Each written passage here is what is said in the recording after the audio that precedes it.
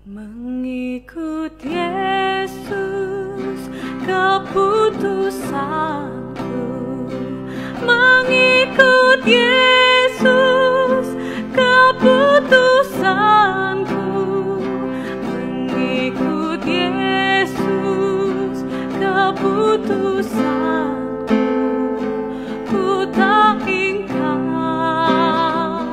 ku tak ingkar.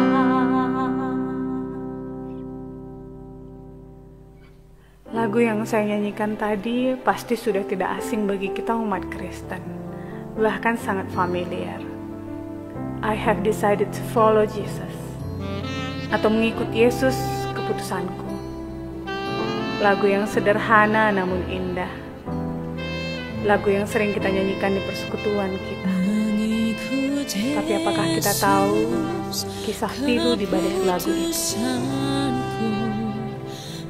Kisah ini terjadi sekitar tahun 1800-an di sebuah desa kecil bagian timur India. Desa tersebut dihuni oleh beberapa suku yang masih primitif. Ada sebuah keluarga yang terdiri dari suami, istri, dan 2 orang anak mereka yang memutuskan untuk menerima Yesus Kristus sebagai Tuhan dan Juru Selamat mereka. Mendengar hal tersebut, kepala suku menjadi sangat marah dan memerintahkan semua warga untuk berkumpul di alun-alun desa dan memanggil keluarga yang sudah menerima Yesus tersebut untuk diadili di tengah-tengah warga. Kepala suku menatap mereka lalu berkata kepada pria tersebut, "Jika engkau dan keluargamu tidak menyangkal Kristus saat ini juga, kamu dan keluargamu akan mati." Pria itu tidak tahu harus menjawab apa atau berbuat apa. Hanya satu kata yang terlintas di kepalanya, yaitu penggalan lagu yang dia ciptakan sendiri ketika ia pertama kali mengenal Yesus sebagai Juru Selamat. I have decided to follow Jesus. No turning back, no turning back. I have decided to follow Jesus. I have decided to follow Jesus. I have decided to follow Jesus. No turning back, no turning back.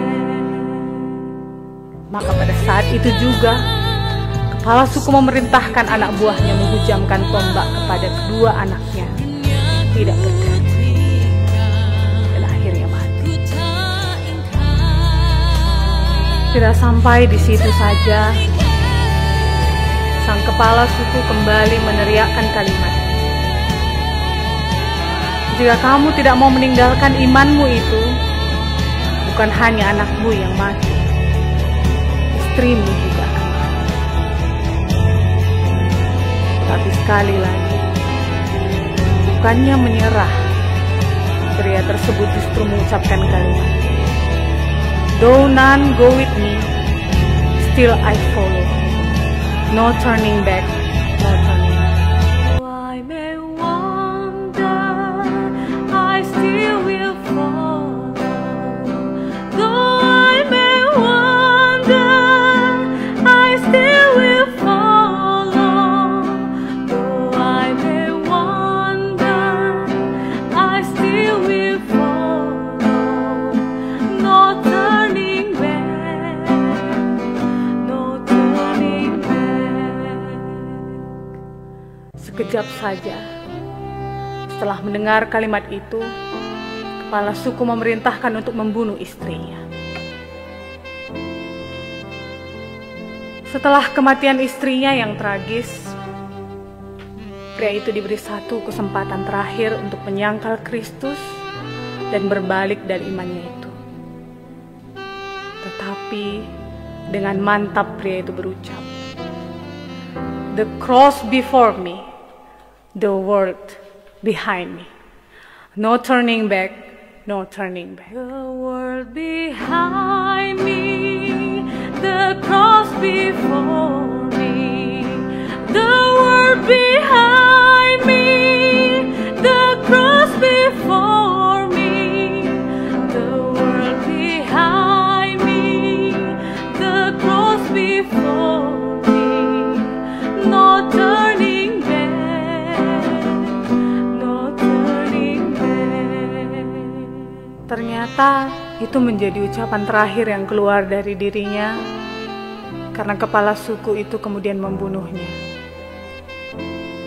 Meskipun pria tersebut dan keluarganya menjadi martir pada saat itu, ternyata kematian keluarga itu berdampak besar sebagai jalan masuknya Injil Kristus diterima dan berkembang pesat di daerah itu. Karena sesuatu yang luar biasa terjadi. Beberapa waktu berjalan, kepala suku menjadi terganggu dan penasaran. Mengapa ada orang yang begitu kokohnya percaya dan beriman kepada pribadi yang bernama Yesus Kristus? Hal itulah yang membawa kepala suku akhirnya bertemu secara pribadi dengan Kristus dan menjadi percaya karena kesaksian hidup keluarga yang telah ia bantai. Ia lalu memanggil seluruh warganya untuk berkumpul di alun-alun desa tempat keluarga itu dibantai. Di sana dia menyatakan imannya kepada Yesus Kristus di hadapan seluruh warga, dan perbuatannya itu mendorong semua warganya untuk beriman dan percaya kepada Yesus Kristus. Mulai saat itu, kekristenan menjadi berkembang pesat di daerah itu. Kata-kata dari pria itu pun digubah menjadi suatu lagu him yang indah oleh seorang misionaris India, Sadhu Sundar Singh. Lagu ini kemudian diaransemen oleh komposer Amerika bernama William Reynolds. Kesaksian dari kisah lagu ini mengingatkan setiap orang percaya bahwa mengikut Yesus bukan hal yang mudah.